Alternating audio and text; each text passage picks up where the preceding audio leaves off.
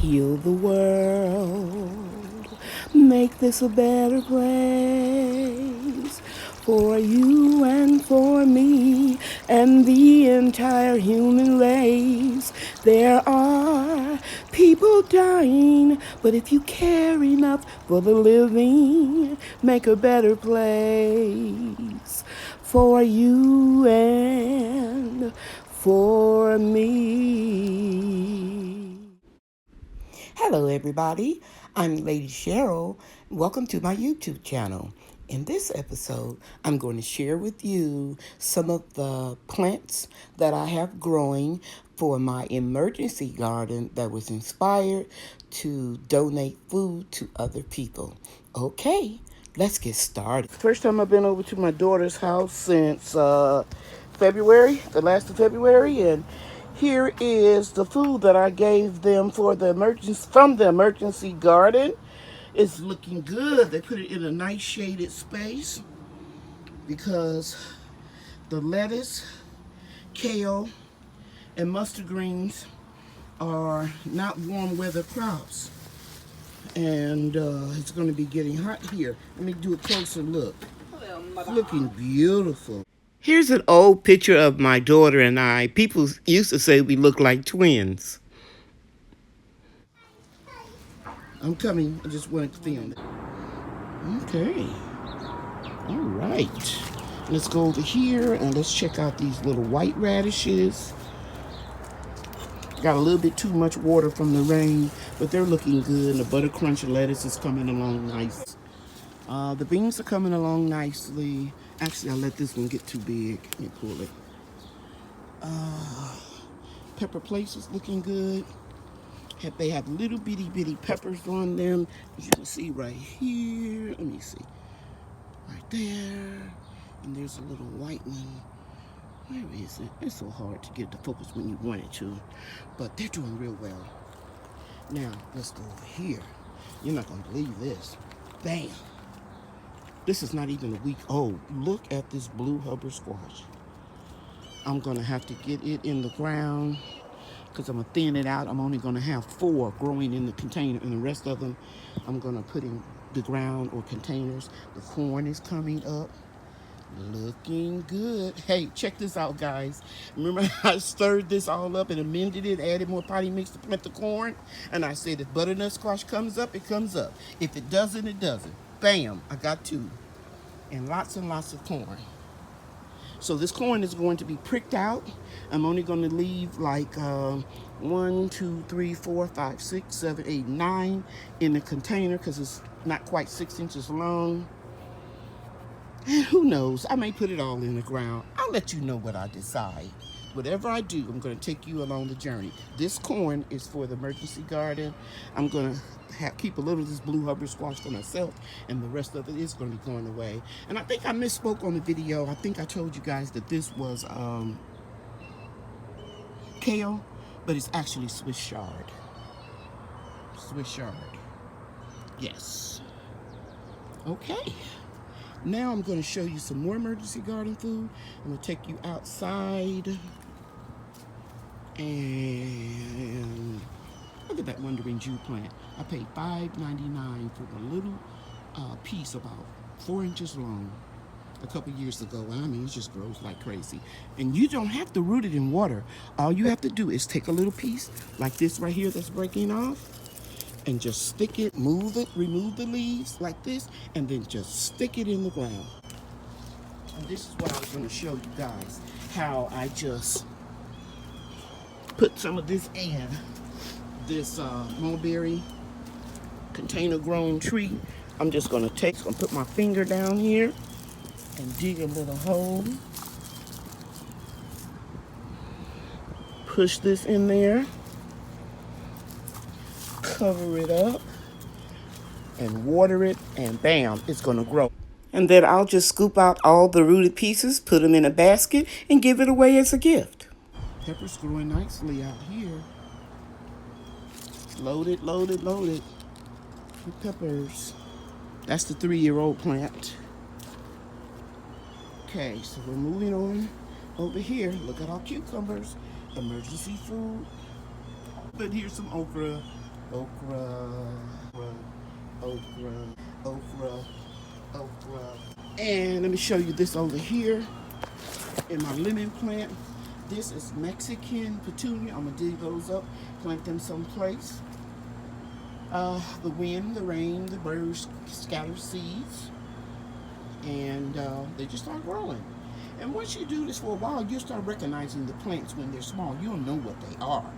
And I'm gonna carefully prick it out and use it. Now, let me show you something else. Look at my sweet potatoes. The surface is drying out because we had all that rain. I was out here planting them in the rain. So we have this container and this container. And really, I have too many in here, but I had to get them started because, you know, I got my order in. I have some containers coming in, 17 gallons. Or is it 15 gallons? That I'm going to put those, while I was thinking about putting the 2 trees in, I'm going to pull some of these slips out of here and dig them up nicely and put them in there. Now, let's go over here and show you the Casica. Oh, is it Cabasa? I think it's Casica. How many times you going to say that word wrong? Why don't you just say it's the tapioca stuff?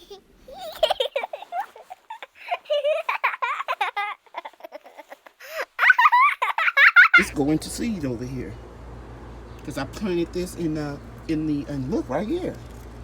So that means that tubers are growing up under there. Casica, I'm going to be oh, right here. Wow, it just exploded right here. It just exploded with the rain. Look how big that has grown. It was not this size, guys, if you go back a few days ago. Now, here are the other 3 cuttings that didn't root during the winter in the greenhouse. I gotta move back because I don't want you to see my feet. I don't have any shoes on. To be honest with you, I'm in my gown. How many of you do that? I just get up early, say my prayers, and come out here and check on my little babies. So everything is good. Quit saying you in your gown. You're going to make people think you got on a naked J. And what you really got on is an old granny gown. So everything is growing really, really good. And I'll just show you the sugar cane.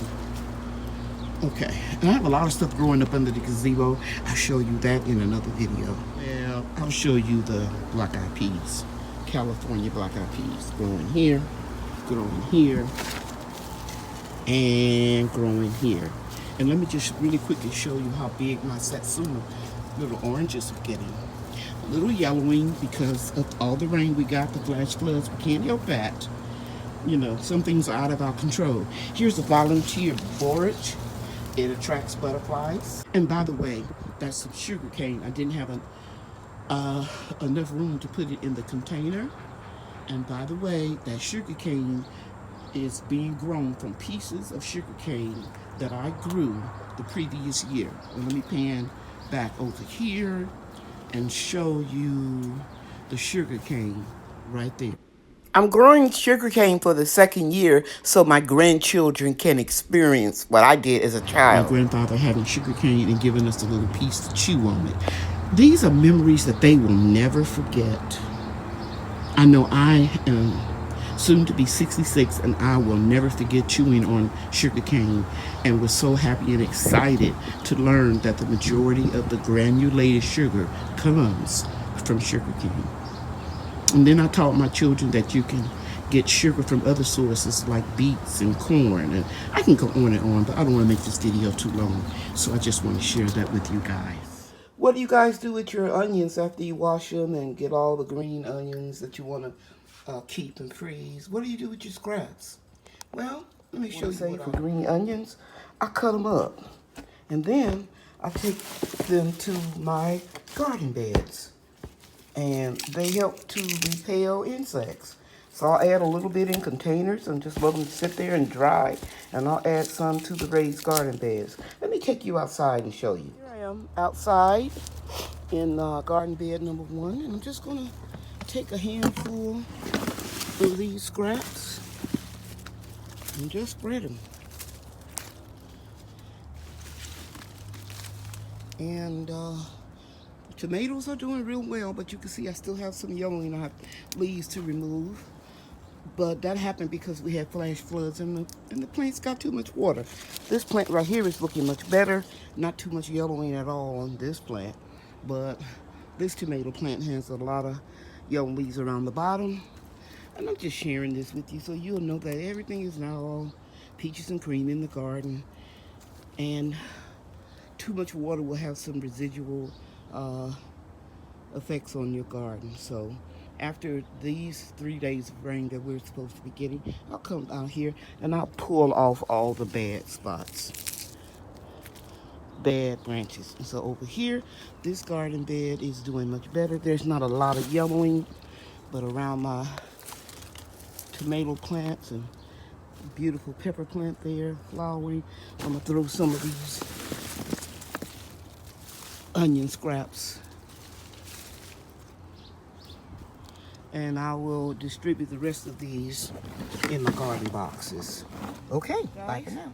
I want you to know I even put some of them in my container trees because aphids don't like the smell of onions.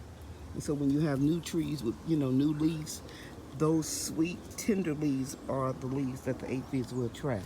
So I'm gonna go all down this line right here and put some, look at those apples, aren't they getting big? I'm gonna put some onion scraps in these containers. Today is Thursday. I previously showed you how the corn and butternut squash came up the day before. What a difference just one day makes. Looking really good. I'll go in closer so you can see. So I'm out in the greenhouse. So now I'm showing you what one more day looks like. The blue Hubbard squash is now putting on their second leaves and looking good.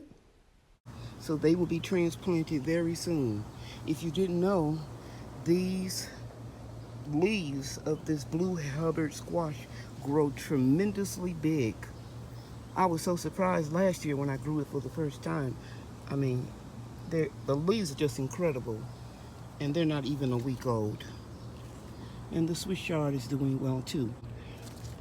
And as you can see here, we got some nice tomatoes that we need to harvest over here. But we have some damage. I told you guys that I wouldn't be sure about root rot until a few days after the severe flash floods and all of the rain that we got. So if I have to, I may pull a few plants up and put something else in its space. Got a lot of tomatoes ripening. You can see that one right there. You can see on this plant over here. And they don't have a lot of damage, these two plants. Little damage right here. I'll take care of it. But these are just the plants in the greenhouse. We still have a lot of tomatoes growing outside. Okay, want to share that with you. Did you know that you can companion plant squash and tomatoes together? You sure can. Not only do they taste delicious when you stir fry them, but you can plant them in the same garden bed. So I'm going to wait until after the next 3 days of rain, and any of the tomato plants that look like they're suffering from root rot, I'm going to plant some squash in their place after I pull up those tomato plants. Well, I changed my mind again. Curiosity got the best of me. And if you've been following me for a while, you know that I had a fungus that is caused by bad nematodes in this garden bed out here in the greenhouse.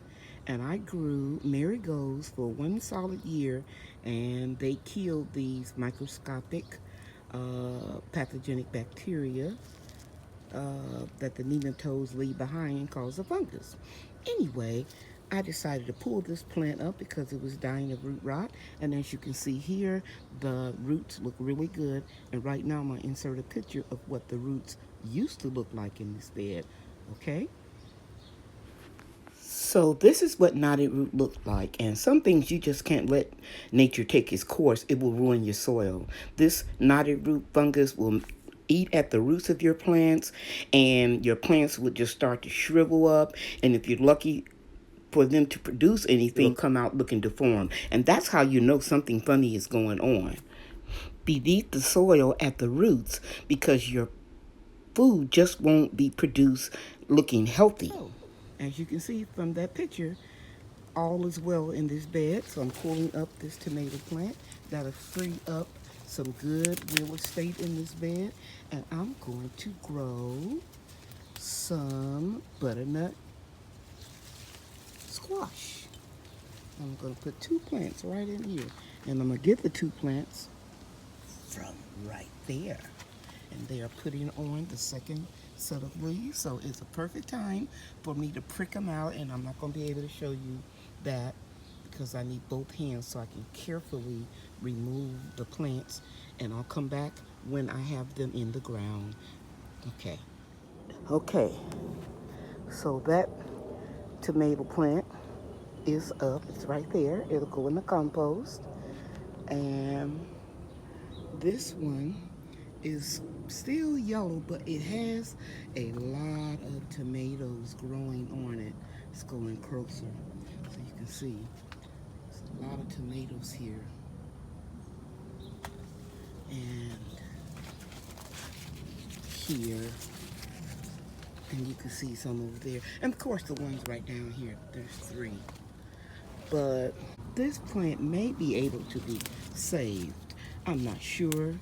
I'll hold on to it for a little bit, and if I see that it's continuing to die, then I'm going to pull it up as well and plant some blue Hubbard squash along here. And I'm not going to take these cages out of the ground because I can trellis the squash up. So I'm going to go ahead and plant like I said, the 2 butternut squash here, and then I'm going to prune this tomato plant. But when I get through, if it doesn't look too cool, I'm going to pull it out. Okay, let me show you my view. So I have a lot of area right in here. You can see where I cleaned up all these leaves. Most of them were turning yellow because the leaves were broken because of the wind that was so high during the flash flood. But check this out. I got a lot of real estate down here that I can plant some of this squash. So, am I upset? Not at all. These plants have been growing out in this greenhouse since January, I believe. Yeah. So we'll still get a lot of tomatoes from them. And as they continue to die back, we'll just keep coming over here, pricking out squash and putting it down in this bed. Okay, I'll be back. You just never know what's going to happen when you garden. Be prepared for anything. 2 butter squash there, and I'll plant another one if another one comes up in that bed over there. Or I may just put some seeds here. And in between these 2 tomato plants that are the weakest, I put 2 blue Hubbard squash here. And let me move this back a little and show you that I put 2 right here. Let me get down in here. Right here and here. And that way, when I pull the plants up, they won't be in the way. And this plant is loaded with fruit, but I got a feeling that since a lot of the branches are broken, it may have to go too. But you know what? I'm really happy because I didn't want to crowd the squash and the corn. So now all I have to do is go behind the greenhouse and build a bed here. I'm going to load it up with wood chips and elevate because it's a low area in the yard, and bring it up higher, and then put the potting mix and any little compost I may have. And then I'll just put the corn back here. And I'll be able, hopefully, to get all of the squash into this garden bed. The second week in June, it'll be too hot for any more of these tomatoes to flower. So I'll just go ahead and pull them up and put all the squash there. So everything is working out well. Take lemons, sour lemons, and make lemonade. And I want to give a shout out to Bear Fruit Gardener. She sent me some, I think they were black cherry tomato seeds, and I thought none of them came up. But apparently they did, because that's exactly what this is here, because I didn't plant any other cherry tomatoes other than the tiny Tims that are up under my gazebo. So I want to thank her, because I did get a seed to germinate from that those seeds that she sent me. and we're gonna have some. Okay. Just wanted to share that with you. Bye for now. This concludes this video. I appreciate you taking time out of your schedule to watch it. If you like this video, please like and subscribe and tell your friends about my channel. God loves you and I love you too. Thank you for watching. Bye now. The end.